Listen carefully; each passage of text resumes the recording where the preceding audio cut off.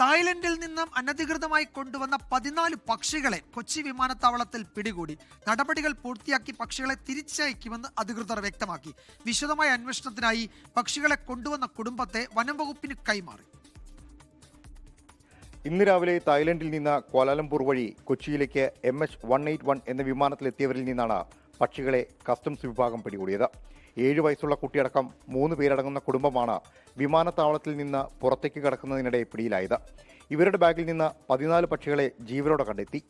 മറ്റു രാജ്യങ്ങളിൽ നിന്ന് ജീവികളെ കൊണ്ടുവരുന്നതിനുള്ള നടപടിക്രമങ്ങൾ പാലിച്ചില്ല എന്ന് കണ്ടതിനെ തുടർന്നാണ് നടപടി.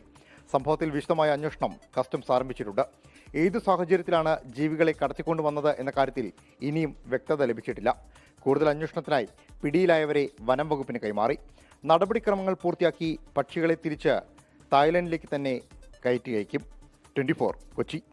ലോകത്തെവിടെയായാലും ഏത് സമയത്തും 24 വാർത്തകളും ഓഗ്മെന്റഡ് റിയാലിറ്റി പാക്കേജുകളും എക്സ്പ്ലെയിനറുകളും വിശദമായി കാണാൻ ഞങ്ങളുടെ യൂട്യൂബ് ചാനൽ നിങ്ങൾക്ക് സബ്സ്ക്രൈബ് ചെയ്യാം.